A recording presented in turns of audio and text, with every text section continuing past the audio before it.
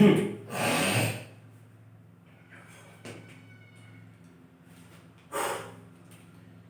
a very have a very good evening.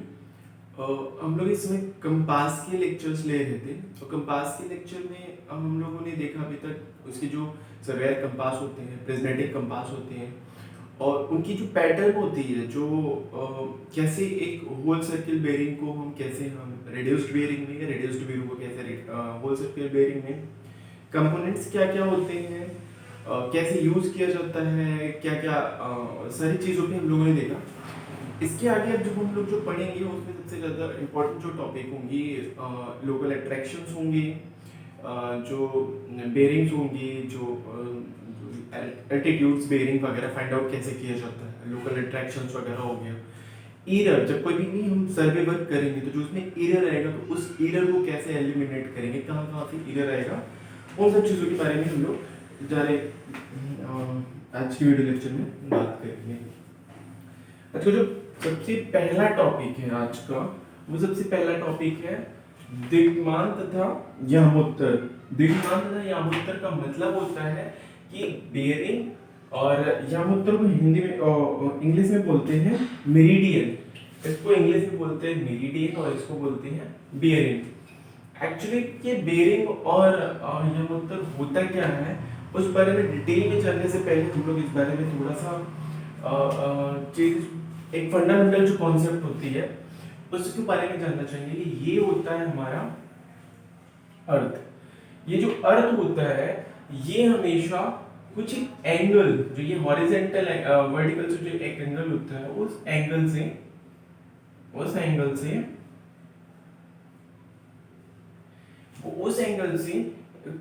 थोड़ा सा झुका होता है, नियरली 23.5 डिग्री सेंटीग्रेड, वो जो वर्टिकल से ये झुका होता है। अब जो ये हो गया, ये हमारा हो गया नॉर्थ पोल, ये हो गया हमारा साउथ पोल। एक्चुअली ये जो होता है ना, वो इस ऑब्लिक स्फेरॉइडल शेप का होता है। ये पूरा का पूरा स्फेरिकल शेप का नहीं होता है, ये ऑब्लिक स्फेरॉइडल, जैसे एक संतरा होता है ना, इसका जो शेप होता है वो संतरे की तरह होता है, संतरा की तरह होता है। संतरा की तरह का मतलब क्या हो जाता है कि ये जो होता है संतरा जैसे एक स्फेरॉइडल होता है, लेकिन उसके ऊपर और नीचे की साइड में थोड़ा सा दबा होता है ना। जैसे ये संतरा होता है, ये थोड़ा सा ऐसे होगा और ये थोड़ा सा ऊपर दबा होगा, कुछ इस साइड, ये कुछ इस साइड दबा होगा।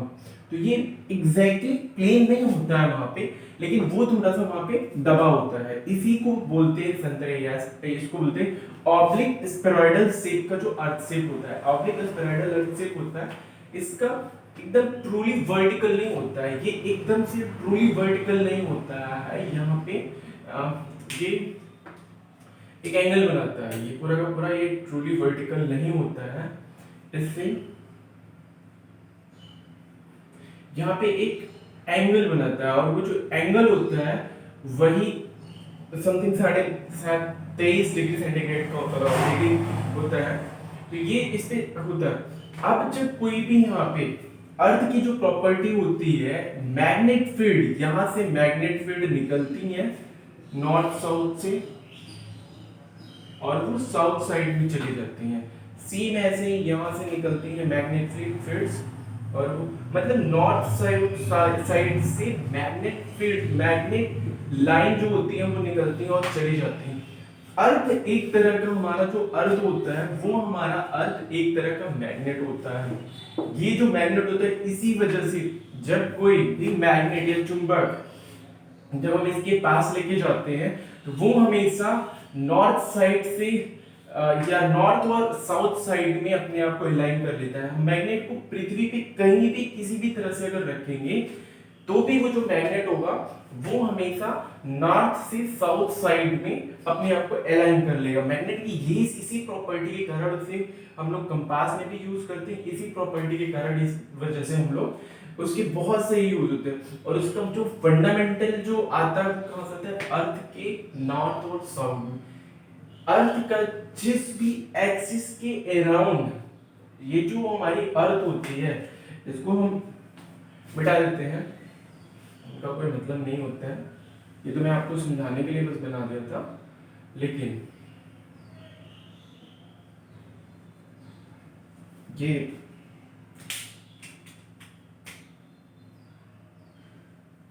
देखिए अर्थ का जो नॉर्थ एंड साउथ पोल, इस जो अर्थ है, क्या पहला जो है वो ये है भौगोलिक यामोत्तर। यामोत्तर का मतलब होता है कि जब जब जो अर्थ का मतलब पृथ्वी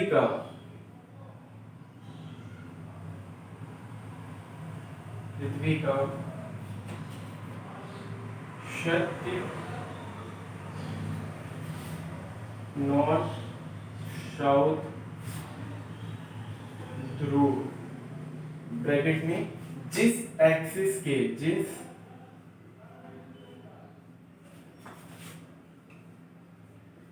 जिस अक्ष के परितः पृथ्वी घूमती है, जब पृथ्वी का सत्य नॉर्थ एंड साउथ पोल जिस अक्ष के परितः ये घूमती है उसी ही भौगोलिक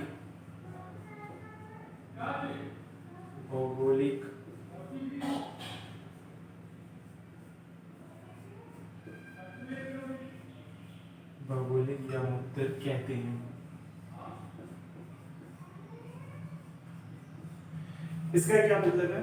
भौगोलिक यामोत्तर का इसका मतलब ये हो गया कि जब ये हमारी अर्थ शेप है, इस अर्थ शेप में ही हमारी जो ये नॉर्थ और साउथ जिस भी एक्सिस के अकॉर्डिंग हमारी पृथ्वी मूव करती है, उसी एक्सिस को हम नॉर्थ साउथ पोल, इसको नॉर्थ पोल बोलेंगे, इसको साउथ पोल बोलेंगे। और हमारी पृथ्वी, हम सभी लोग जानते हैं कि हमारी पृथ्वी एक एक्सिस के अराउंड ही अपनी वो मूव करती है, एक्सिस पे जो मूव करती है वो नॉर्थ साउथ, इसी को बोलते हैं भौगोलिक यामोत्तर या ट्रू मतलब सत्य यामोत्तर बोलते हैं। इसको बोलते हैं मेरिडियन, इसको ट्रू मेरिडियन बोलते हैं या फिर ज्योग्राफिकल मेरिडियन बोलते हैं। दूसरी की अगर हम बात करें, सपोज दैट यहाँ पे आ गया हमारा दूसरा होता है एक चुंबकीय यामोत्तर। अगर चुंबकीय यामोत्तर की हम बात करें मैग्नेटिक, तो हम ये तो पूरा होल सोल एक पृथ्वी के लेकर के बात कर रहे हैं, लेकिन अगर हम एक बाउंडेड एरिया की बात करेंगे, सपोज दैट हम किसी एक बाउंडेड एरिया की बात कर ले रहे हैं, यहाँ से इस एरिया की हम बात कर ले रहे हैं, यहाँ पे मैग्नेट को होना किस डायरेक्शन में चाहिए था? मैग्नेट को होना इस डायरेक्शन में चाहिए था, ट्रूली एकदम होना इस डायरेक्शन में होना चाहिए था, इधर नॉर्थ होना चाहिए था, साउथ होना चाहिए था। ये जो नॉर्थ साउथ है इसका पैरेलल होना चाहिए था, इसलिए पैरेलल होना चाहिए था बिकॉज इसके ही अकॉर्डिंग ही होगा। लेकिन होता क्या है कि यहाँ पे होगा या क्या कि सपोज दैट हमने इसको एनलार्जमेंट में बनाया है, इस सेक्शन को काट के निकाल लिया है, यहाँ पे ये होना चाहिए था नॉर्थ और ये होना चाहिए था साउथ, जो इसकी पैरेलल होना चाहिए था। लेकिन हुआ क्या? हुआ इसलिए नहीं, यहाँ पे सपोज दैट यहाँ पे लोहा या कोई मैग्नेटिक मटेरियल यहाँ पे काफी ज्यादा है, सपोज दैट इस तरफ मैग्नेट काफी ज्यादा है। अगर ये मैग्नेट इस तरफ है तो हो सकता है कि ये जो मैग्नेट है अपनी ट्रू अलाइनमेंट में ना होने के बजाय थोड़ा सा डिफ्लेक्ट हो जाएगा मूवमेंट की तरफ, ये हमारा N हो जाएगा, ये हमारा S हो जाएगा। क्या मतलब है इसका? अगर हमारा ये N और S होना चाहिए था, पृथ्वी की पूरे पार्ट को लेकर के अगर हम बात करते हैं, तो जो पृथ्वी का N और S होता है, जिस अक्ष के परितः पृथ्वी घूमती है, उसको भौगोलिक यामोत्तर बोलते हैं। लेकिन अगर हम किसी एक सेक्शन की बात करते हैं, तो उस सेक्शन की जब हम बात करेंगे तो हो सकता है हर जगह एक होमोजेनियस मतलब एक समान तो होती नहीं है, कहीं पे कोई चीज ज्यादा होगी, कहीं पे कोई चीज कम होगी। तो सपोज हो सकता है कि इस एरिया में आयरन के माइंस हो, खान हो सकता है यहाँ पे मैग्नेट्स हो, तो क्या होगा वहां पे जो ये हमारा एलाइनेशन है, नॉर्थ एंड साउथ का मैग्नेट का वो उस खान की तरफ थोड़ा सा झुक जाएगा। झुक जाएगा इसका क्या मतलब है कि ये exact north and south pole जो है वो नहीं दिखाएगा, वो ट्रू नॉर्थ एंड साउथ नहीं दिखाएगा। जब हम कभी छोटी काम करते हैं, मतलब जब हम पूछता है यहाँ पे, जब कम महत्वपूर्ण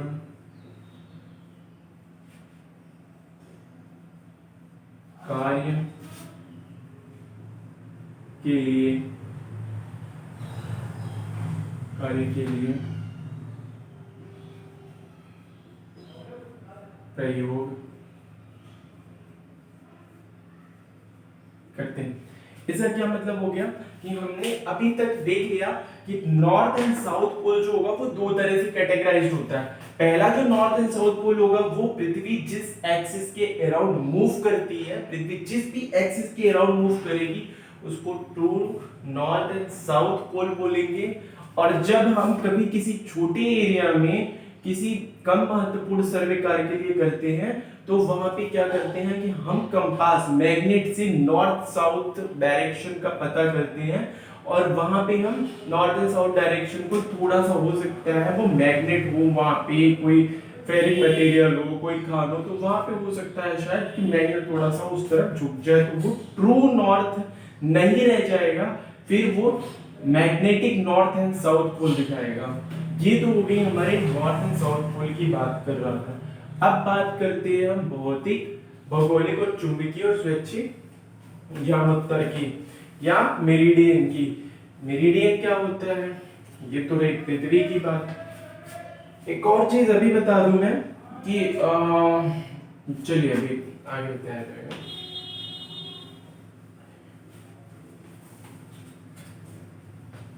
ये होता क्या है, भौगोलिक यानोत्तर का मतलब क्या होता है, मीन क्या होता है, उसका मतलब ये होता है कि सपोज दैट हमने किसी ऐसे होमोजेनियस जगह पे हमने सर्वे किया, मैग्नेट लेके चले और मैग्नेट हमने लिया और ये हमारा नॉर्थ डायरेक्शन है, ये हमारा साउथ डायरेक्शन है। मतलब क्या है कि हमने ये माना कि आसपास हमारा कहीं पे भी मैग्नेट या फिर फेरिक का माइंस नहीं है, खान नहीं है, कोई लोकल अट्रैक्शन नहीं। अच्छा कि मैग्नेट है, मैग्नेट के पास अगर दूसरा मैग्नेट लेके आओगे तो वो डिफ्लेक्शन हो जाएगा कि नहीं हो जाएगा। तो हो सकता है यहाँ पे अंदर कहीं मैग्नेट गड़े हो, तो हो सकता है कि शायद ये यहाँ पे डिफ्लेक्ट कर जाए। अभी के लिए हम इसको मान लेते हैं कि यहाँ पे कोई भी मैग्नेट या फिर लोहा नहीं है, और ये जो हमने मैग्नेट से, ये जो हमने नॉर्थ एंड साउथ पोल को हमने जस्टिफाई किया है, डिफाइन किया है, ये जो है हमारा ट्रू नॉर्थ एंड साउथ है। हमने ट्रू नॉर्थ एंड साउथ का पता लगा लिया कि भैया ये हमारा ट्रू नॉर्थ एंड साउथ है। अब यहाँ पे क्या बोलते हैं कि सपोज दैट हम सर्वे वर्क कर रहे हैं, एक पॉइंट है हमारा यहाँ पे, कोई पॉइंट ए है, ये पॉइंट ए है, इस पॉइंट ए पे हमें क्या करना है, हमारा जो सर्वे वर्क है वो ये है, ये सपोज दैट हमारा सर्वे वर्क हो जाएगा, ये यहां से सर्वे हो जाए। अभी क्या हो, हमें एंगल फाइंड आउट करना है, ये हमारा ए है, ये हमारा बी है। अब हम जब ट्रांसवर्स करेंगे, सपोज दैट कि एंटी क्लॉकवाइज ट्रांसवर्स जाना, हमको एंटी क्लॉकवाइज ट्रांसवर्स में जाना है, तो हम क्या करेंगे, इस नॉर्थ से इस एंगल थीटा को पता करेंगे कि किस डायरेक्शन में बढ़ेगा। टेप से तो हम इसकी दूरी पता कर सकते हैं, लेकिन एंगल निकालने के यहाँ पे हम कंपास का यूज कर सकते हैं, एंगल निकालने के यहाँ थियोडोलाइट, बॉक्स एक्सटेंशन या किसी भी चीज का यूज करके हम यहाँ से थीटा फाइंड आउट कर लेंगे, निकाल लेंगे। इसी चीज को बोलते हैं, ये जो रिफरेंस लिया गया है, इस रिफरेंस को बोलते हैं भौगोलिक यानोत्तर, भौगोलिक यानोत्तर, यानोत्तर इसी को बोलते हैं ट्रू मेरिडियन, इसी को ट्रू मेरिडियन या ज्योग्राफिकल मेरिडियन बोलते हैं। इस रेफरेंस को बोलते हैं, इसका मतलब क्या हो गया कि जिस इस रेफरेंस एंड और एस, ये जो एन और एस लिया गया है इस रेफरेंस को ये बोलते हैं ट्रू मेरिडियन या फिर भौगोलिक यमोत्तर बोलते हैं। और ये जो थीटा लिया गया है, ये जो थीटा लिया गया है इस थीटा को बोलते हैं, थीटा को बोलेंगे यहाँ पे भौगोलिक, भौगोलिक बेरिंग को बोलते हैं दिक्मान, भौगोलिक दिक्मान, दिक्मान या इसी को बोलते हैं ट्रू, ट्रू बियरिंग, इसी को ट्रू बियरिंग बोलेंगे। इसका क्या मतलब हो गया, एक्चुअली थोड़ा टेक्निकल वर्ड्स हैं ये सारे जो वर्ड्स हैं ये सिर्फ टेक्निकल, इसका मतलब क्या है हम लोगों ने इस बारे में भी पढ़ चुके हैं कि एक रेफरेंस पॉइंट होता है, एक रेफरेंस एक्सिस होता है, उस रेफरेंस के थ्रू हमें एंगल लेना होता है। हमने इससे पहले जो ट्रांसवर्सिंग की बात की थी तो वहां पे था। यहाँ की अगर हम बात कर ले तो ये हमारा जो है, अगर यहाँ पे कोई मैग्नेट्स वगैरह का नहीं है, हमने ये पृथ्वी का north and true north and south pole को फाइंड आउट कर लिया और उसके थ्रू हम एंगल निकाल रहे हैं, तो उस रेफरेंस पॉइंट को बोलेंगे भौगोलिक यमोत्तर, रेफरेंस को बोलते हैं यमोत्तर या फिर मेरिडियन। और ये जो एंगल निकालते हैं, ये जो एंगल निकाला गया है इसी एंगल को ही बियरिंग बोलते हैं, इस एंगल को ही बियरिंग बोलेंगे या फिर दिक्मान बोलेंगे। ये तो हो गया हमारा भौगोलिक यमोत्तर की बात। अब अगर हम बात करते हैं मैग्नेटिक की, अगर हम मैग्नेट की बात करते हैं तो ये क्या होता है, सपोज दैट ये हमारा है एन और एस, फर्क क्या है इस एन और इस एन एस में हम यहाँ पे देखेंगे। फर्क क्या है, यहाँ पे हमने एनी हाउ यहाँ पे अपने मटेरियल का, यहाँ पे फेरस का या फिर यहाँ पे हमने मैग्नेट्स वगैरह का इफेक्ट नहीं कंसीडर किया। हमने ये माना कि हमने जो एन और एस निकाला है हमने पूरे प्रिसीजन के साथ निकाला है और यहाँ पे हमने जो नॉर्थ एंड साउथ पोल निकला है वो पृथ्वी के नॉर्थ एंड साउथ पोल के एकदम पैरेलल है। पर यहाँ पे जो नॉर्थ एंड साउथ पोल निकाला गया है वो एक सिंपली कंपास से हम यहाँ पे सिंपली कंपास से हमने नॉर्थ और साउथ पोल को फाइंड आउट कर लिया है। Simply north and south pole को निकालने का मतलब ये हो गया है कि यहाँ पे हो सकता है कि अगर यहाँ पे कोई मैग्नेट होगा, यहाँ पे कोई माइंस होगी, तो उन माइंस की वजह से इसमें ये थोड़ा सा डिफ्लेक्शन आ जाएगा और इसी डिफ्लेक्शन के कारण हो सकता है ये ट्रू नॉर्थ और साउथ की पैरेलल ना होना क्या चाहिए था, पैरेलल होना चाहिए था, लेकिन ये जो true north and south pole है वो पैरेलल नहीं होगा। अब जब ये पैरेलल नहीं होगा तो हमने किससे इसको फाइंड आउट किया है, एक सिंपली एक मैग्नेट की वजह से हमने इसको मान लिया, हमने मैग्नेट रखा और जो मैग्नेट की डायरेक्शन थी उसी को हमने मान लिया कि ये एन एंड एस है। इसी रेफरेंस की को बोलते हैं हम लोग मैग्नेटिक मेरिडियन, इसी को बोलते हैं मैग्नेटिक मेरिडियन। और इसी ही पॉइंट को बोलेंगे, सपोज दैट ये कोई हमारा, ये कोई पॉइंट ए है, ये पॉइंट बी है और इस पॉइंट को ही बोलते हैं थीटा। यहां पे जो एंगल निकलेगा इस थीटा को बोलेंगे मैग्नेटिक बियरिंग, इसको बोलेंगे मैग्नेटिक बियरिंग। तो अब समझ में आ गया होगा कि ये जो हमारा है true bearing, true meridian, magnetic bearing, magnetic meridian होता क्या है। एक्चुअली में जब हम किसी भी तरह से एन और एस जो फाइंड आउट किए हैं वो एन और एस हमारा पृथ्वी के नॉर्थ एंड साउथ पोल के जस्ट पैरेलल होगा, उसी को बोलेंगे भौगोलिक यमोत्तर या ज्योग्राफिकल मेरिडियन या फिर ट्रू मेरिडियन भी इसको बोलते हैं। और उसके रेफरेंस में जो एंगल लिया जाता है उसको बोलते हैं ट्रू बियरिंग। पर मैग्नेटिक में क्या करते हैं हम, मैग्नेटिक मेरिडियन में क्या करते हैं कि सिंपली इसमें बहुत ज्यादा हम प्रिसीजन का काउंट नहीं करते हैं, मैग्नेट रखा और जो मैग्नेट की डायरेक्शन होगी उसी को नॉर्थ एंड एस डायरेक्शन मान लेते हैं और उससे जो एंगल फाइंड आउट करते हैं उसे बोलते हैं मैग्नेटिक मेरिडियन। रेफरेंस पॉइंट को बोलेंगे, और एंगल फाइंड आउट बोलेंगे उसे मैग्नेटिक मेरिडियन बोलते हैं। इसके जस्ट बीच में एक आता है तीसरा जो वर्ड है, वो वर्ड है आपका आर्बिट्रेरी। एक्चुअली आर्बिट्रेरी वर्ड का ये बहुत ही छोटे वर्ग के लिए यूज होता है। छोटे वर्ग के लिए मतलब सपोज दैट हमारा बहुत छोटा फील्ड है और हमने ये सपोज के अपने से मान लिया कि ये नॉर्थ डायरेक्शन है। अब यहाँ से जो एंगल निकालेंगे वो थीटा हो गया। इसमें कोई मैग्नेट का यूज नहीं करते।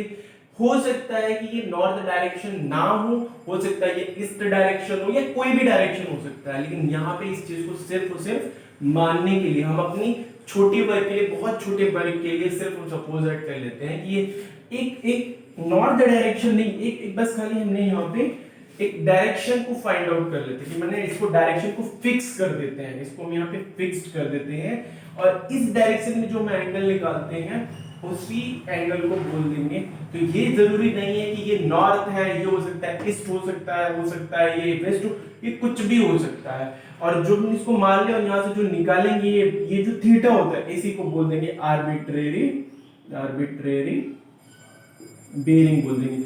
एक्चुअली इसको सिर्फ हम अपने वर्ग को सॉल्व करने के लिए, छोटे वर्ग के जो प्रॉब्लम्स होते हैं उनको सॉल्व करने के लिए एक डायरेक्शन, एक दिशा को फिक्स्ड कर लेते हैं और वहां से एक एंगल निकाल लेते हैं। ये नॉर्थ डायरेक्शन को नहीं रिप्रेजेंट, मतलब ये नॉर्थ डायरेक्शन इसका रिलेशन नहीं होता, ये सिर्फ एक डायरेक्शन होता है और उससे ये थीटा निकाला जाता है, उसी को बोलते हैं आर्बिट्रेरी डायरेक्शन।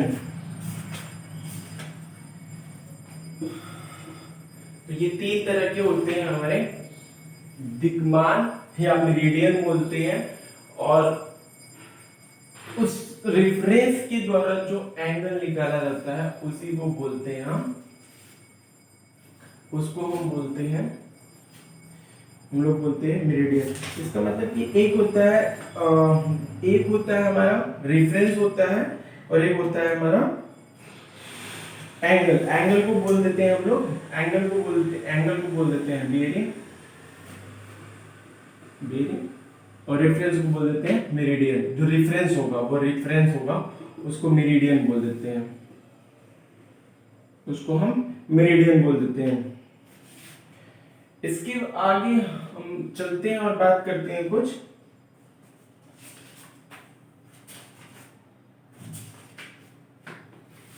यहाँ पे होता है,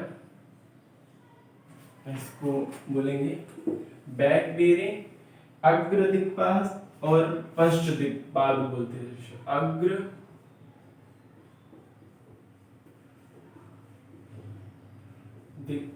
दिक्मान व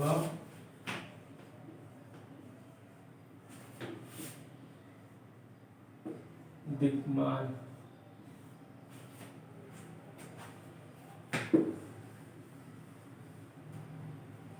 इसके अलावा होता है, अच्छा ये होता क्या है, ये इसको इंग्लिश में जो बोलते हैं वो बोल लें, बैक बेरिंग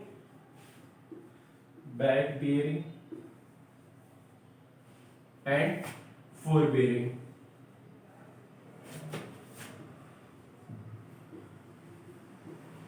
ये दोनों वर्ड सर्वेइंग में बहुत ज्यादा यूज होगा। ये back bearing and back fore bearing, आगे की जो हम लेवलिंग में चलेंगे तो वहां पे हो जाएगा, मतलब हर जगह पे ये बैक बेरिंग, फोर बेरिंग वगैरह ये सब चीजें यहाँ पे यूज होता रहता है। एक्चुअली होता क्या है, ये बेरिंग्स होते क्या है, इससे पहले हम यहाँ पे अगर हम बात करेंगे ना, एक डायग्राम की बात करते हैं, और जो डायग्राम है वो कुछ इस तरह से है। सपोज दैट ये एक लाइन है, ये लाइन है, या ये पॉइंट ए है और ये कोई पॉइंट बी है। इस पॉइंट से इस पॉइंट तक हम लेके चलते हैं। ये पॉइंट ए है, ये पॉइंट बी है।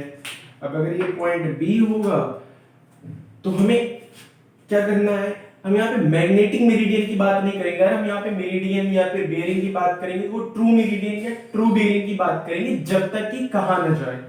तो अगर हमें यहाँ पे एंगल निकालना है तो क्या करेंगे, सपोज दैट हमने यहाँ पे एक रेफरेंस ड्रॉ कर लिया। रेफरेंस जब हम यहाँ पे 1 पे ड्रॉ करेंगे तो ये हमारा हो जाएगा n, और ऐसा ही रेफरेंस हम एक यहाँ पे ड्रॉ कर लेंगे और ये भी हमारा हो जाएगा n। अच्छा, दोनों को एक पैरेलल होंगे बिकॉज जो कंपास यहाँ पे यूज करेंगे वही कंपास यहाँ पे यूज करेंगे, मैग्नेटिक इफेक्ट नहीं होगा। तो जिस डायरेक्शन में ये n होगा उसी डायरेक्शन में ये n होगा। अगर उसी डायरेक्शन में अगर ये n होगा तो यहाँ पे अब क्या बोलेंगे कि ये वाला जो एंगल होगा इस रेफरेंस से इस वाले एक एंगल निकलेगा, इसे बोल दिया थीटा। यहां से जो एक एंगल यहाँ n को ही हमेशा रेफरेंस मानते हैं, यहां से n से कर दिया क्लॉकवाइज चला और ये आ गया हमारा फाई। मतलब यहां पे भी एक एंगल निकल गया फाई। इसका मतलब है कि ये हमारी जो लाइन ए बी है, हमारी जो लाइन ए बी है, हमारी लाइन ए बी है, लाइन ए और बी है, उसके पहले वाले पॉइंट पे जब हम आगे की तरफ बढ़ रहे हैं, आगे की तरफ जब हम बढ़ रहे हैं तो जो एंगल होगा, इसका मतलब कि डायरेक्शन ए से बी की तरफ हमको जाना है, ए से बी की तरफ जाना है, एंगल फाइंड आउट करना होता है। एंगल फाइंड आउट करने के लिए हमने रेफरेंस डाल दिया नॉर्थ एंड साउथ पोल का, यहाँ पे भी नॉर्थ एंड साउथ पोल का डाल दिया। और हमेशा एंगल जो निकालते हैं वो क्लॉकवाइज चल के निकालते हैं। तो हम यहाँ पे जब चले तो ये पॉइंट यहाँ से स्टार्ट हुआ और ये पॉइंट यहाँ तक आ गया।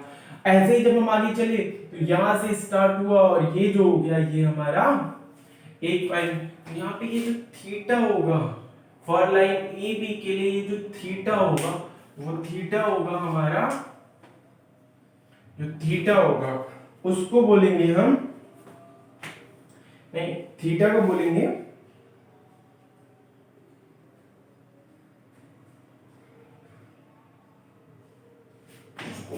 हाँ, थीटा को बोलेंगे फोर बेरिंग,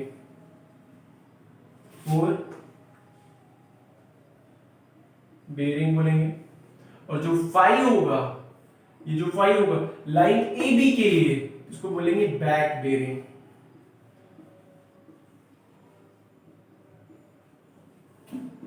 इसका मतलब समझ में आ गया कि अब इसको थोड़ा सा ध्यान से सुनिएगा कि लाइन ए और बी के लिए हमने लाइन ए बी के लिए ड्रॉ किया है। ए और बी के लिए जब हम चल रहे थे तो ये वाली जो लाइन थी वो हम ए से बी डायरेक्शन की तरफ चल रहे थे। ये जो थीटा निकला उसको बोलते हैं हम फोर बेरिंग। आगे चलने पे पहली वाली रीडिंग आई वो उसको बोलते हैं फोर बेरिंग। और ये वाला जो एंगल है यहाँ पे एंगल है वो हमारा हो गया फाई, जो हो गया बैक बेरिंग हो गया। लेकिन ये किस लिए हुआ है? लाइन ए बी के लिए। अगर हम यही लाइन उल्टा कर दें, सपोज दैट लाइन हमारा क्या हो जाए, लाइन बी ए के लिए अगर हम बात करें तो क्या ये सेम यही चीज लाइन बी ए के लिए भी होगा? नहीं होगा। इसलिए नहीं होगा क्योंकि अब हम बात करते हैं लाइन बी टू ए की बात कर रहे हैं, हम बी से ए की तरफ आने की बात कर रहे हैं। और जब हम बी से ए की तरफ आने की बात करेंगे तो जो पहली रीडिंग आएगी वो क्या आएगी? बी पे ये वाली जो फाई है ये पहली रीडिंग हो जाएगी। और यहाँ पे ये वाली जो नॉर्थ से यहाँ पे चलेगी वो नॉर्थ से यहाँ पे चलेगी। एंगल हमेशा रेफरेंस से लिया जाता है क्लॉकवाइज में। जब यहाँ से चलेंगे तो ये क्या हो जाएगा? ये हो जाएगा। इसका मतलब लाइन ए बी के लिए जो जो थीटा होगा वो जो फाई होगा वो हो जाएगा फोर बियरिंग, फोर बियरिंग हो जाएगा। और जो थीटा होगा वो हो जाएगा यहाँ पे बैक बेरिंग।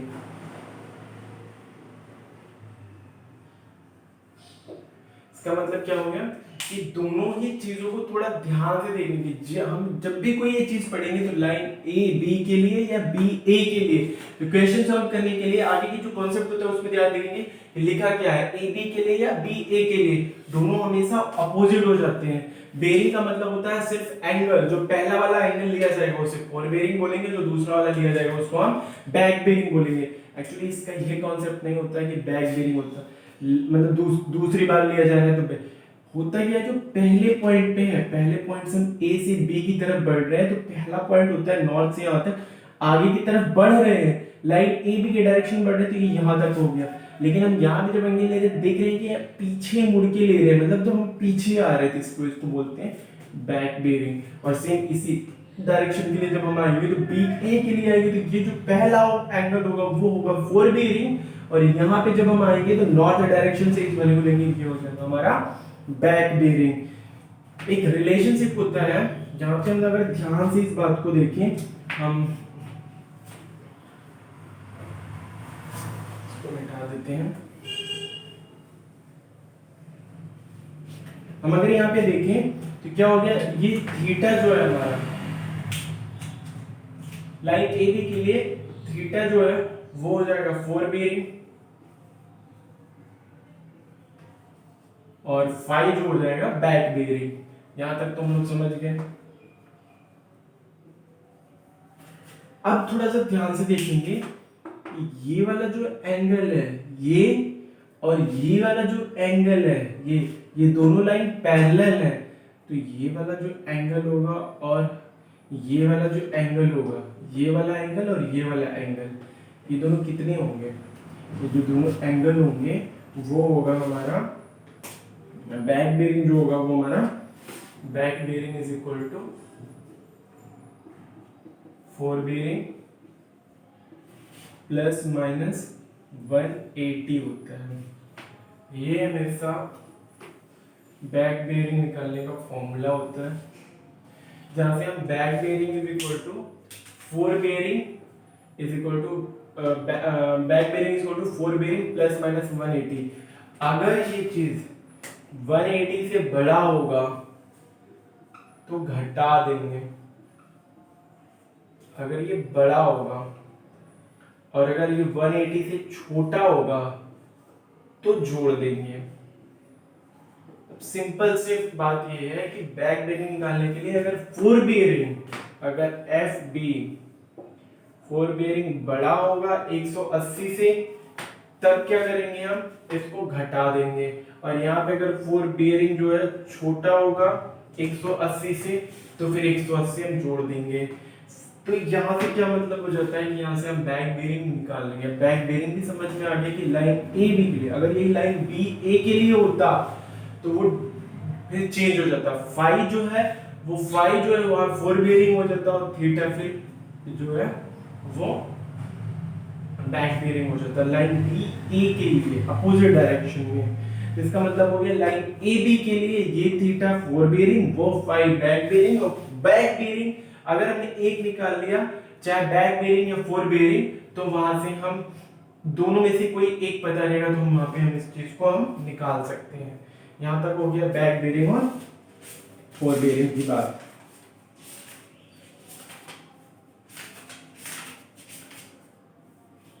ठीक है,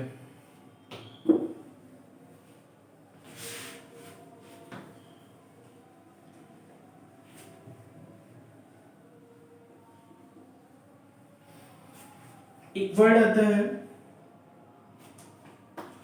वर्ड क्या है, वर्ड होता है विचलन, इसको इंग्लिश में बोलते हैं, हिंदी में डिक्लेरेशन, दिक्पात बोलते हैं इसको, दिक्पात।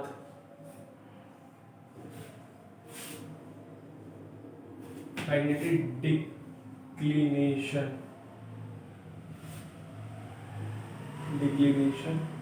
और एक दूसरा वर्ड होता है, इसको बोलते हैं dip, magnetic dip, magnetic dip.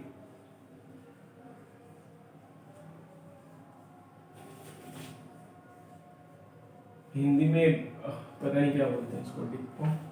ठीक है, इसका क्या मतलब होता है मैग्नेटिक डिक्लिनेशन, और मैग्नेटिक डिप की क्या मतलब होता है, अब इसको समझेंगे। और ये होता क्यों है और आता क्या है। एक्चुअली जब हम, हमारा जो मैग्नेट होता है, जब हम कंपास को लिए रहते हैं, तो उस कंपास में जब हम उसको रखते हैं ना, तो हो सकता है कि ये हमेशा जो वो ये हमारा मान लिया सपोज दैट ये एक पिवट है, इस पे ये मैग्नेट लगा हुआ है, ये मैग्नेट लगा हुआ है। जरूरी तो नहीं है ना कि ये हमेशा हॉरिजॉन्टली हो, क्योंकि एक जगह जब हम कंपास पढ़ा रहे थे तो वहां पे राइडर रखना पड़ा था। यहाँ पे राइडर्स को हम रख करके इसको बैलेंस कर रहे थे, तो हमें राइडर रखने की जरूरत क्यों आ गई थी, हम क्यों राइडर को रख रहे थे, इसका मतलब ये हो गया कि ये कहीं ना कहीं कुछ न कुछ तो दिक्कत होती है जिसकी वजह से मैं राइडर, तो हो सकता है कभी कभी क्या होता है ये घिसने की वजह से, यहाँ पे हमेशा जब ये मूव करता रहता है फ्रिक्शन की वजह से, हो सकता है सपोज दैट ये कुछ थोड़ा सा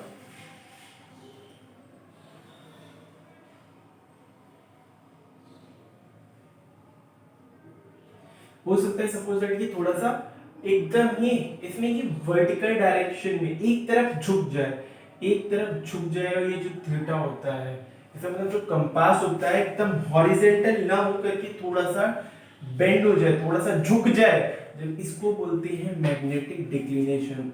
इसको नहीं सॉरी इसको बोलते हैं मैग्नेटिक, इसको बोलते हैं मैग्नेटिक डिप बोलते हैं, इसको मैग्नेटिक डिप बोलते हैं। मतलब कि जो हमारी सुई होगी, जो हमारी उसमें मैग्नेट में जो सुई होगी वो एकदम प्रॉपर हॉरिजेंटल होने की बजाय थोड़ा सा झुक जाएगा, उसको बोलते हैं मैग्नेटिक डिप। लेकिन इसी जगह यहाँ पे अगर हम बात करें सपोज दैट ये हमारी सुई है, इसको यहाँ पे ये ट्रू नॉर्थ दिखाना चाहिए था, ट्रू नॉर्थ दिखाना चाहिए था, लेकिन सपोज दैट कुछ लोकल अट्रैक्शन आने की वजह से ये यहाँ पे कुछ लोकल अट्रैक्शन आने की वजह से ये ईयर दिखा रहा है। इसका मतलब है कि हो सकता है इधर कोई मैग्नेट वगैरह हो या कुछ भी हो, तो क्या हो गया यहाँ पे ये जो फाई होगा ये होता है मैग्नेटिक डिक्लिनेशन।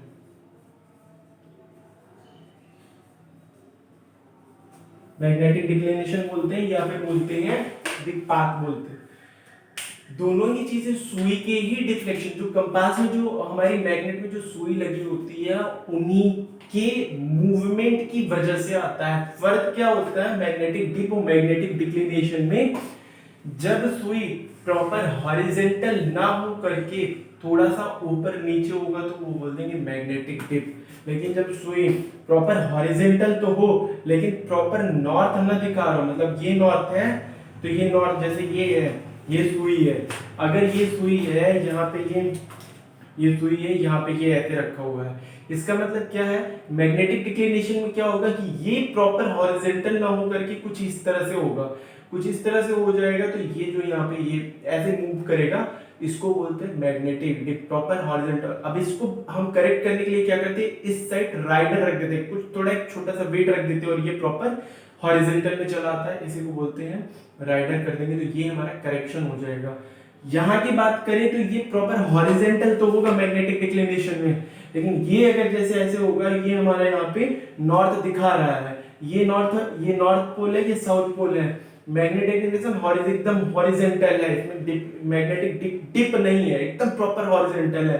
पर दिखाना ये चाहिए था ना, लेकिन दिखाएगा क्या, दिखाने के लिए हो सकता है कि कुछ इस तरह से इस पे एंगल बना ले, मतलब ये दिखाना ये होना चाहिए था, लेकिन लोकल अट्रैक्शन हो सकता है, इधर कोई फेरस मटेरियल हो, लोहा रखा हो या मैग्नेट रखा हो, तो ये हो सकता है थोड़ा सा इसमें डिफरेंस आ जाएगा, इसको बोलते हैं मैग्नेटिक डिक्लिनेशन। इसका मतलब है कि जब वो प्रॉपर जो नॉर्थ साउथ नॉर्थ न दिखाए, रॉन्ग ना, नॉर्थ यहाँ दिखाना चाहिए था लेकिन वो नॉर्थ यहाँ न दिखा करके नॉर्थ यहाँ दिखा रहा है इधर मैग्नेट की वजह से, देखिए प्रॉपर हॉरिजॉन्टल होने के बावजूद भी मूव कर जाए, उसे बोलते हैं मैग्नेटिक डिक्लिनेशन। मैग्नेटिक डिप और मैग्नेटिक डिक्लिनेशन में यही अंतर होता है, यहाँ भी प्रॉपर नॉर्थ तो दिखा सकता है लेकिन ये थोड़ा ऊपर नीचे होगा, मतलब हॉरिजॉन्टल दिशा में मूव होगा, पर यहाँ पे ये हॉरिजॉन्टल दिशा में मूव होगा, तो इसको बोलते हैं मैग्नेटिक डिक्लिनेशन। इसको करेक्ट करने के लिए यहाँ पे एक राइडर रख देंगे, ये सपोज दैट है, यहाँ पे हमने एक राइडर रख दिया, अगर ये राइडर रख दिया तो ये नीचे आ जाएगा और नीचे आकर के ये बैलेंस हो जाएगा, लेकिन ये कैसे मूव होगा, यहाँ पे तो ये मैग्नेट्स वगैरह है, अब मैग्नेट को तो आप हटा नहीं सकते खोद के कि वो प्रॉपर हो जाए, लेकिन इसको करेक्ट करने के लिए क्या किया जाता है उसको हम लोग देखते हैं।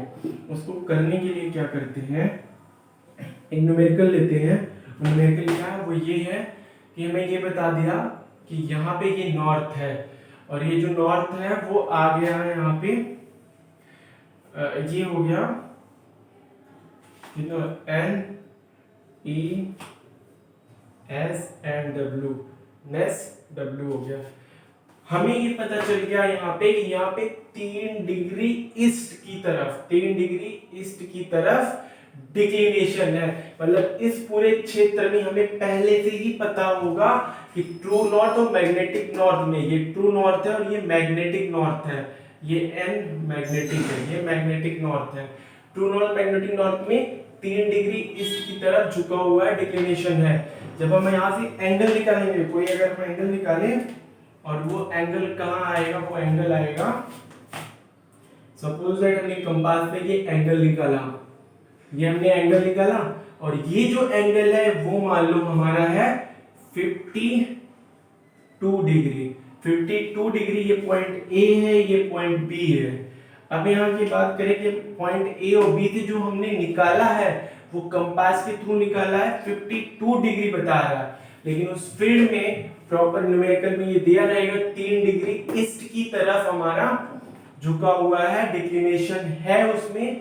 तो क्या करेंगे हम यहाँ पे ट्रू नॉर्थ निकालने के लिए, मतलब प्रॉपर जो एंगल होगा उसको निकालने के लिए हम क्या करेंगे,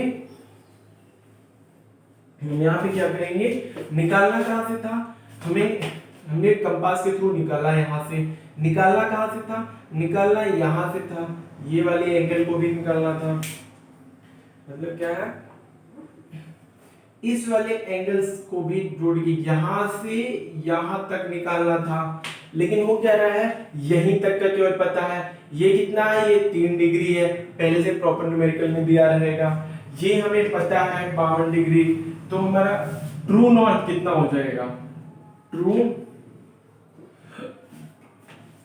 मेरिडियन कितना, ट्रू बियरिंग कितना हो जाएगा, ये हमारा ट्रू बियरिंग हो जाएगा 52 डिग्री प्लस ईस्ट की तरफ झुका हो तो 3 डिग्री और जोड़ देंगे, इसका मतलब कितना हो जाएगा, ये 55 डिग्री हो जाएगा। इसका मतलब क्या हो गया कि हमने जो निकाला कंपास से वो 52 डिग्री ही आ रहा था पॉइंट ए और बी के बीच का बेयरिंग, लेकिन एग्जैक्टली फील्ड में पहले से ही 3 डिग्री ईस्ट का मेरिडियन दिया हुआ है, उस 3 डिग्री मेरिडियन को भी हम यहाँ पे जोड़ देंगे। तो ये जो 55 आया, 55 डिग्री आया, ये उस फील्ड की ट्रू बेयरिंग होगी, ये मैग्नेटिक बेयरिंग नहीं होगी, ये यहाँ की ट्रू बेयरिंग होगी। ये जो 52 डिग्री है ये यहाँ की मैग्नेटिक बेयरिंग होगी, ये मैग्नेटिक बेयरिंग होगी।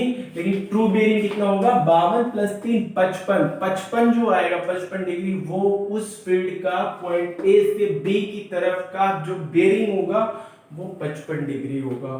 सपोज दैट अगर यही वेस्ट में चला गया होता, तो अगर ये वेस्ट में होगा, 3 डिग्री वेस्ट हो गया होता, यहाँ पे ये नॉर्थ होता, तब क्या करते हैं, अगर हमारा ये यहाँ पे ये जो बेयरिंग है वो ईस्ट की बजाय वेस्ट दे दिया होता, अब क्या करते, नॉर्थ तो ये है, हम जब नापेंगे तो यहाँ से कि जब 3 डिग्री वेस्ट दे दिया है, तो अब क्या होगा, जो ये हम नापेंगे वो यहाँ से पॉइंट ए है, ये पॉइंट बी है, ये कोई पॉइंट बी है, ये कोई पॉइंट ए है।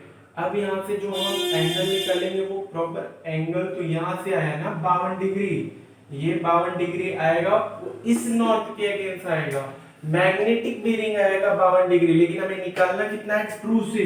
जब ट्रू से निकालेंगे तो ये कितना हो जाएगा, ये हो जाएगा हमारा 52 डिग्री -3।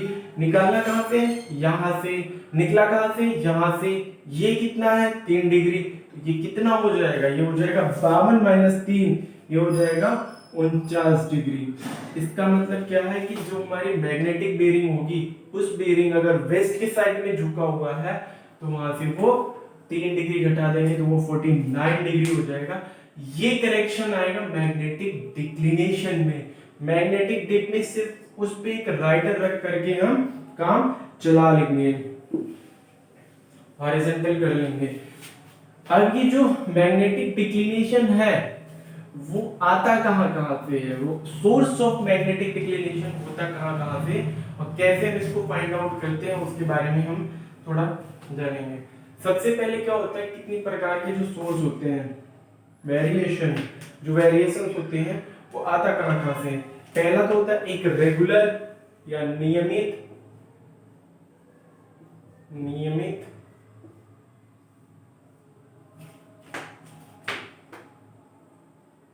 दिक्पात, इसको क्या बोलते हैं, विचरण, दिक्पात डिक्लिनेशन बोलते हैं, विचरण वेरिएशन।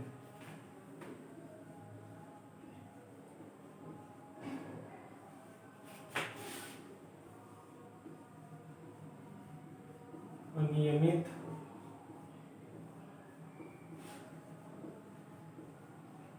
अनियमित विचरण।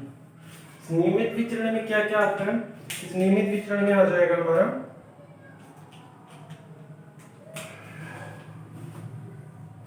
तीन तरह का, दैनिक,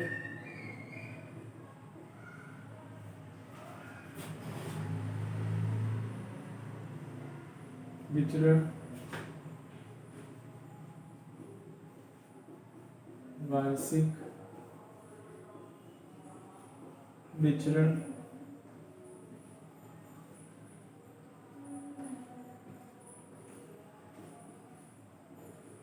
दीर्घकालिक विचरण। अब यहाँ पे इसका क्या मतलब, तो जब हम कोई दिन के समय की हम अगर बात करें तो दिन के समय में हो सकता है कि शायद टेम्परेचर ज्यादा होने की वजह से या टेम्परेचर कम होने की वजह से उसमें मैग्नेट के जो जो जो वो होंगे, मूवमेंट होगी, उसमें वेरिएशन आ जाए दिन के टेम्परेचर के कारण।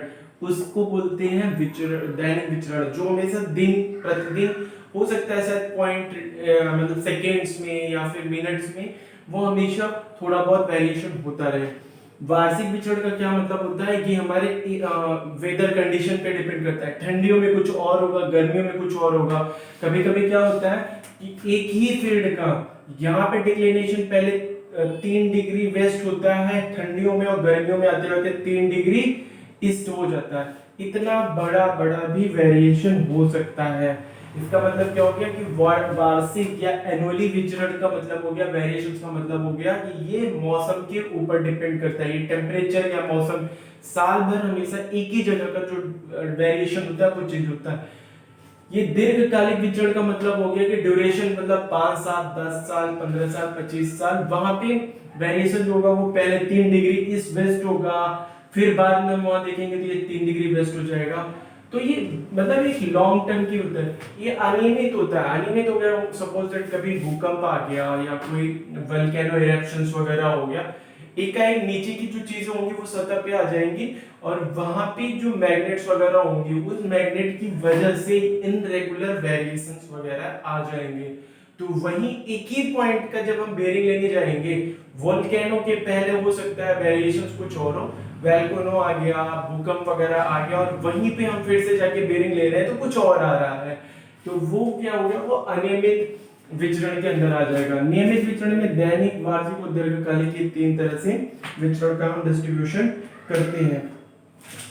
अब जब ये जब एक ईस्ट की तरफ होता है, जब ये ईस्ट की तरफ जाता है जिसको धनात्मक बोलते हैं, धनात्मक विचरण, और ये जब वेस्ट की तरफ आता है, वेस्ट की तरफ इसे ऋणात्मक विचरण बोलते हैं।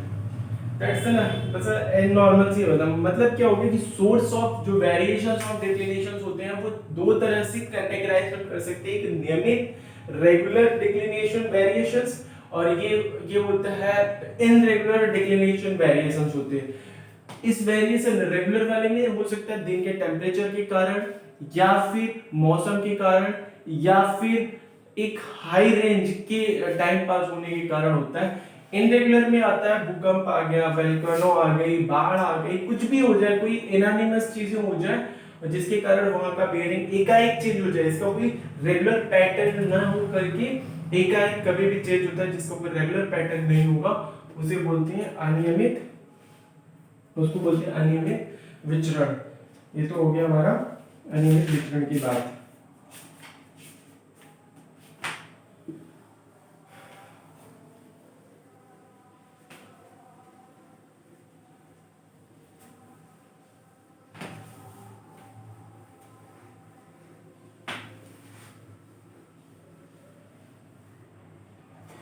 नेक्स्ट टॉपिक है हमारा लोकल अट्रैक्शन।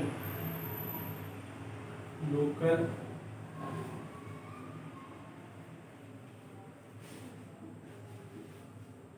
लोकल अट्रैक्शन या उसको बोलते हैं स्थानीय आकर्षण।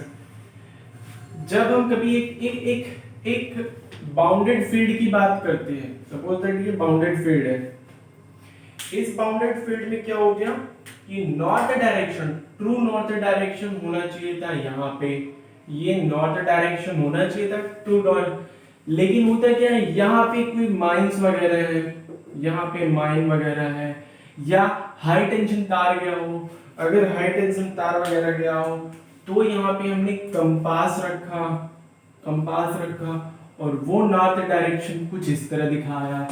लेकिन अब फर्क क्या हो गया कि ये हमारा ट्रू नॉर्थ डायरेक्शन में दिखा रहा है, ये हमारा ट्रू नॉर्थ डायरेक्शन दिखा रहा है। छोटे छोटे कामों के लिए हमेशा हम ट्रू नॉर्थ डायरेक्शन का यूज इसलिए नहीं कर सकते कि कोई भी ऐसा इंस्ट्रूमेंट नहीं है जो कि छोटे छोटे कामों के लिए हमारा ट्रू नॉर्थ डायरेक्शन को वो सेटअप कर सके। तो हम मैग्नेटिक नॉर्थ का हमेशा यूज करते हैं, कंपास होता है, उसी कंपास के द्वारा हम ये मैग्नेटिक नॉर्थ का यूज करके हम अपना वर्क इजी करते हैं। इसमें क्या कर दिया, लोकल अट्रैक्शन, हाई टेंशन तार जो ऊपर से बिजली के तार जाते हैं वहां पे आके उसके नीचे का सर्वे करना है, या फिर हमें यहाँ पे वहां पे बहुत ज्यादा आयरन की मात्रा हो, मैग्नेट्स वगैरह हो, तो किसी भी कारण की वजह से हो सकता है कि हम जब सर्वे कर रहे हैं तो हमने जो बैट वगैरह पहनी है, हमने कुछ करी हो तो उसमें लोहे वगैरह लगा हो, तो उसके कारण भी छोटी से छोटी चीजों के कारण भी वेरिएशंस आ जाते हैं। तो यहाँ पे ये जो वेरिएशन होता है नॉर्थ डायरेक्शन में, मतलब भौगोलिक भौगोलिक भौगोलिक नॉर्थ एवं मैग्नेटिक नॉर्थ के बीच विचरण को लोकल अट्रैक्शन, आकर्षण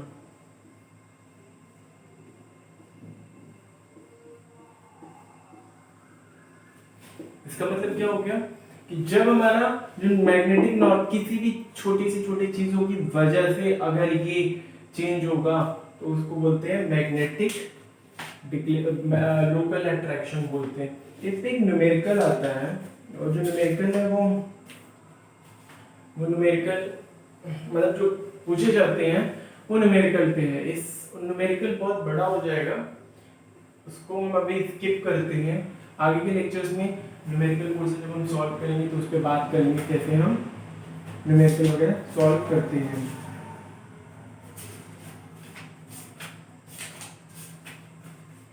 इसके बाद हम लोग ईरर की बात कर लेते हैं। ईरर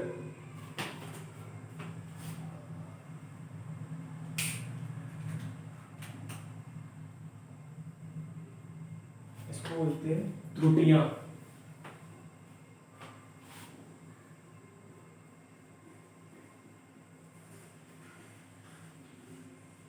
सबसे पहले त्रुटियों में एक पहला ही जो पॉइंट आता है लोकल अट्रैक्शन की एक तरह का त्रुटि होता है, वो एक त्रुटि होता है।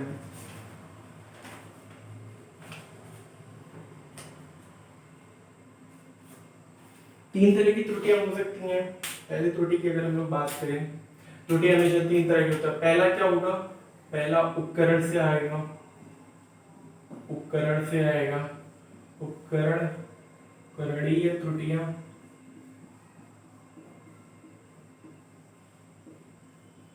दूसरा होगा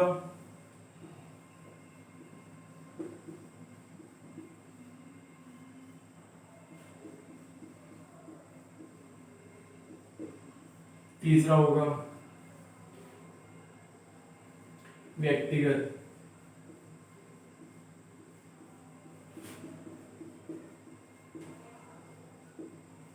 ये तीन तरह की सोर्स ऑफ एरर तीन ही तरह के हो सकते हैं। पहला सोर्स ऑफ एरर क्या होगा, उपकरण से आए हुए त्रुटि, जो ये उपकरण में पहले से ही त्रुटि आती है उनको उपकरणीय त्रुटियां।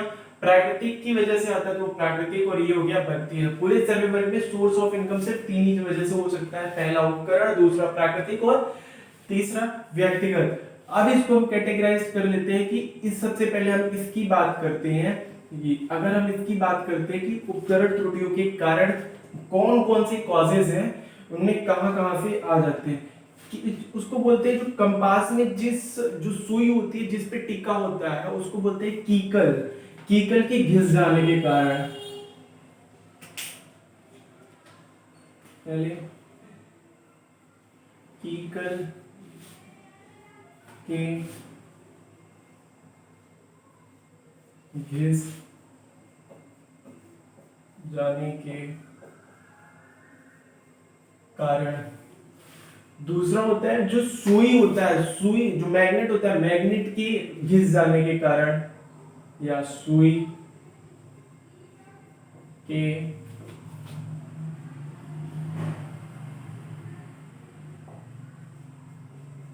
घिस जाने के। तीसरा कहां से आ सकता है? तीसरा आ सकता है अंशांकित, अंशांकित चक्र क्षैतिज ना हो।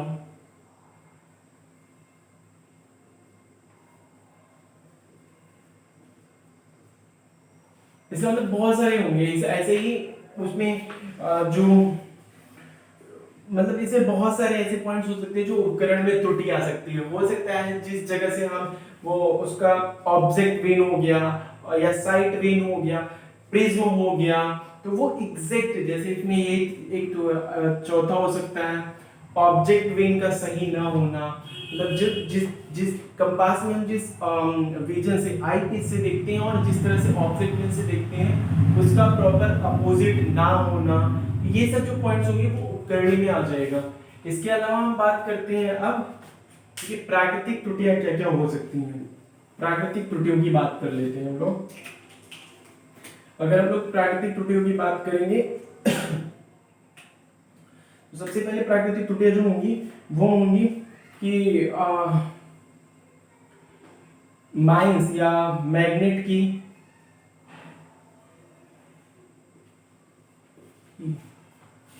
खान होना, खान के पास,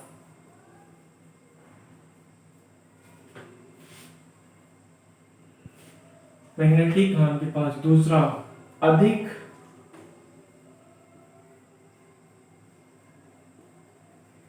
तापमान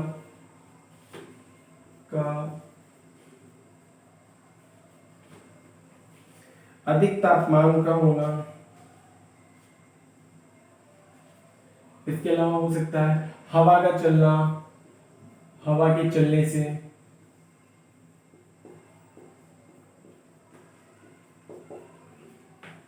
ये इसके अलावा भी बहुत सारे एनालिमल्स होते हैं, इसमें बारिश का हो जाना या बहुत सारी चीजों की वजह से प्राकृतिक त्रुटियों के अंदर आ सकती है। तीसरा हो गया हमारा यहाँ पे व्यक्तिगत त्रुटियों। व्यक्तिगत त्रुटियों में आ जाएगा सबसे पहले सही रीडिंग ना पढ़ना, सही माप न लेना,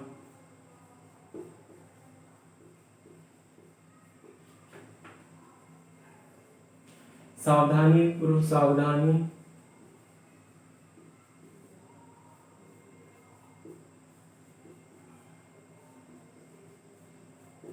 सावधानी न बरतना,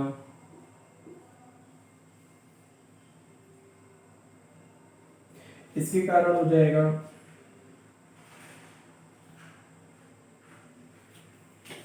ऐसे ही बहुत सारे होंगे ये व्यक्तिगत त्रुटियों में। मतलब इसका क्या मतलब कि जो सोर्स ऑफ एरर्स होती है किसी भी इंस्ट्रूमेंट में या किसी भी सर्वे वर्क में, जो सोर्स ऑफ एरर होगी वो तीन तरह से आ सकती हैं। उपकरण से आ सकती हैं, व्यक्तिगत आ सकती हैं, या प्राकृतिक आ सकती हैं। कंपास की अगर बात करें तो उपकरण में ये तीन है, इसके अलावा बहुत सारे जो होंगे वो आ सकते हैं एरर्स, जो सोर्स ऑफ एरर में बहुत सारे एरर में आ सकते हैं, साइड वेन हो गया वगैरह वगैरह। यहाँ पे भी बात करें तो मतलब कुल मिला के जो सोर्स ऑफ एरर्स होंगी यहाँ से हमें आ सकती हैं, इनका हम एडजस्टमेंट करने के लिए एडजस्टमेंट करने के लिए भी अगर हम बात करें, त्रुटि आ तो गई, सर्वे वर्क हमने किया, वहां से त्रुटि आ गई, अब हम इनको अगर सर्वे वर्क अगर हम कर रहे हैं तो इनका एडजस्टमेंट कैसे होगा, कैसे क्या चीजें होंगी। सपोज दैट हमने एक सर्वे की फील्ड है, ये फील्ड है,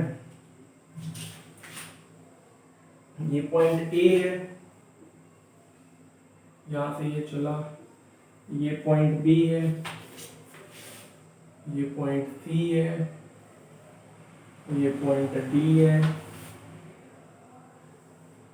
ये पॉइंट ई है, और ये फिर ये पॉइंट है, कुछ इस तरह से है। लेकिन आते आते क्या हुआ, ये यहाँ पे पॉइंट ए यहाँ पे है, आ रहा था, लेकिन यहां से ये यहाँ पे मिल नहीं पाया। अब अगर ये यहाँ पे मिल नहीं पाया तो इसका मतलब है कि ये जो है वो एरर है, क्लोज्ड है, ये क्लोज्ड है चक्रण, तो इसको आके यहाँ पे मिलना चाहिए था, इसको आना कैसा चाहिए था, यहाँ पे, लेकिन ये मिला नहीं। और अगर जब ये मिला नहीं तो यहाँ पे ये एरर आ गया, यहाँ पे आ गया, ये ए डैश हो गया, और इतना ये एरर आ गया, मतलब ये जो डी पोर्शन है वो एरर आ गया। अब इसका एडजस्टमेंट हम कैसे करेंगे, इसको हम एक क्लोज चक्र था, ए से बी, बी से सी से डी, डी से ई से ए आना था, लेकिन अब ए के पॉइंट पे स्टार्ट तो किया था पर एंड नहीं हुआ। एंड जब नहीं हुआ तो इसको हमें लाने के लिए क्या करेंगे कि हमने ये जो है इसको एक लाइन बना लेंगे, एक आर्बिट्रेरी लाइन बना लेंगे, और यहाँ पे ये जो D1 है इसको हम यहाँ पे इस तरह से D मार्क कर लेंगे, और जितने भी पेरीफेरीज वगैरह हैं इस पेरीफेरी में यहाँ पे इसको उतने पार्ट में 1 2 3 4 5 है, तो 5 पार्ट में इसको हम डिवाइड कर लेंगे, 1 2 3 4 5, 5 पार्ट में इसको डिवाइड कर लिया। अब क्या किया, 5 पार्ट में डिवाइड करने के बाद यहाँ पे हमने परपेंडिकुलर ड्रॉ कर दिया, हम यहाँ पे परपेंडिकुलर ड्रॉ कर देंगे, और ये जो इतना आएगा, ये D1 आएगा, D2 आएगा, D3 आएगा, D4 आएगा, D5 आएगा, इसी D1 इसको D1 को यहाँ पे एडजस्ट कर लेंगे। फील्ड में जब हम सर्वे कर रहे थे हमने इसको लेके आए पेज पे, उसको ग्राफिकली हम उसको मैप में जब कन्वर्ट किए तो ए पॉइंट पे मिलना चाहिए था, लेकिन ए पॉइंट पे नहीं मिला, ए डैश पे ही रुक गया। जब ए डैश पे रुक गया तो ये D1 का एरर आया है, इस एरर को हमने जितने भी उनकी पैरामीटर्स होंगे उसमें डिस्ट्रीब्यूट कर दिया, 1 2 3 4 5 तरह के डिस्ट्रीब्यूशन हो गए इसमें। D1 को इस वाले सेक्शन में इसको हम एडजस्ट कर लेंगे, इसको D2 में यहाँ पे, D3 यहाँ, D4 यहाँ, D5 यहाँ।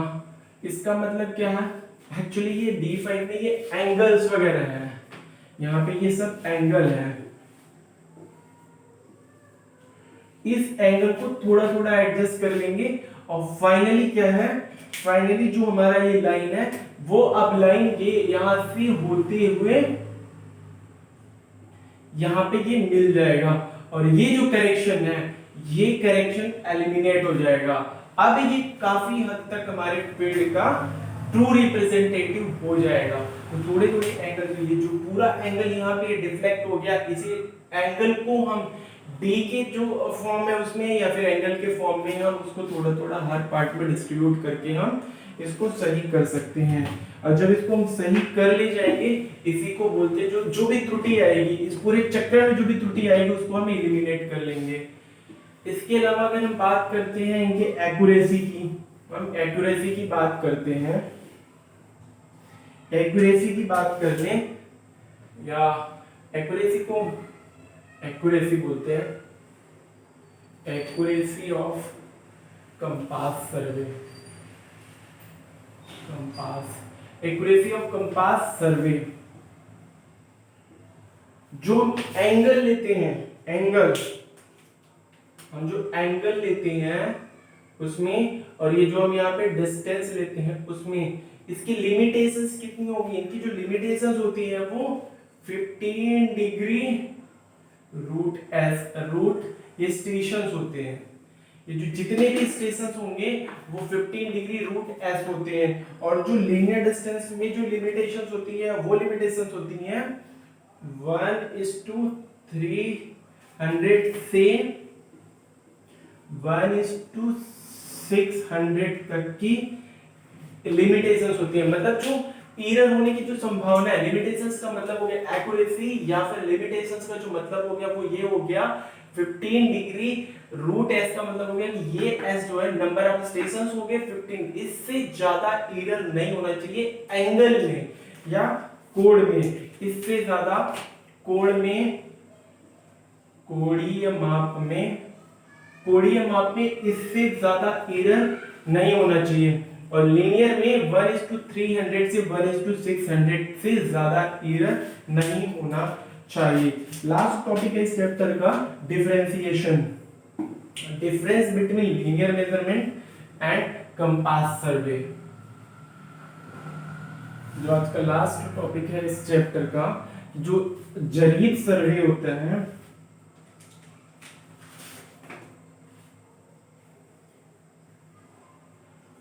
जरीब सर्वेक्षण,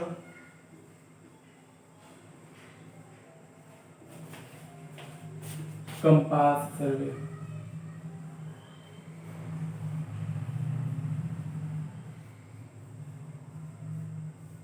अंतर क्या होता है? अगर हम अंतर माप की बात कर ले, यहां पे जो मेजरमेंट होते हैं केवल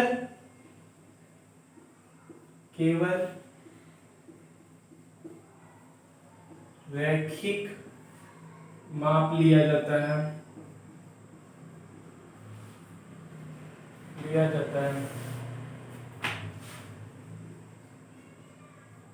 जाता है यहां पे पहले पॉइंट में रैखिक माप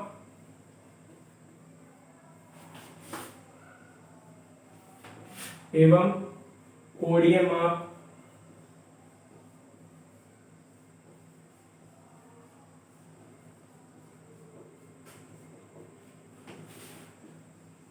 दोनों लिया जाता है।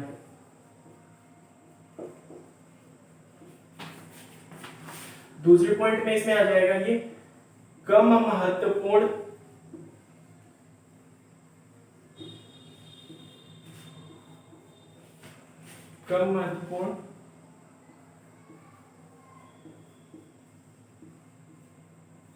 सर्वेक्षण के लिए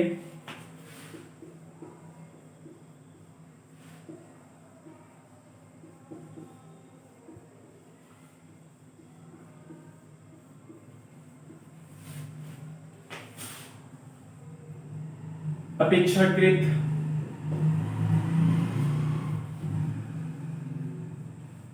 अधिक महत्वपूर्ण होता है।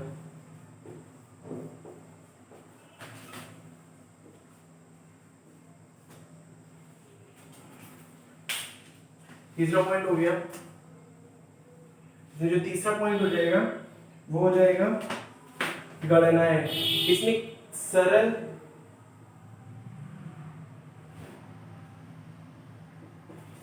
गणनाएं होती है। तीसरा अपेक्षाकृत थोड़ा अधिक, अपेक्षाकृत अधिक गणनाएं होती है।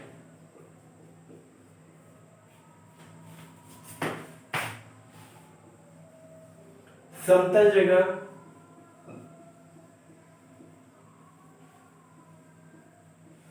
समतल सतह के लिए उपयुक्त होता है।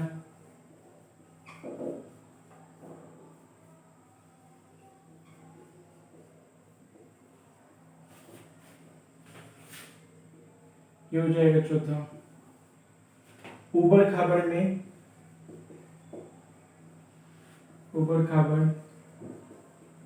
एवं समतल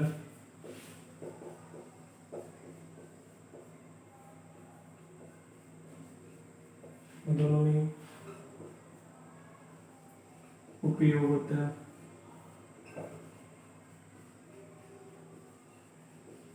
फिर क्या मतलब हो गया?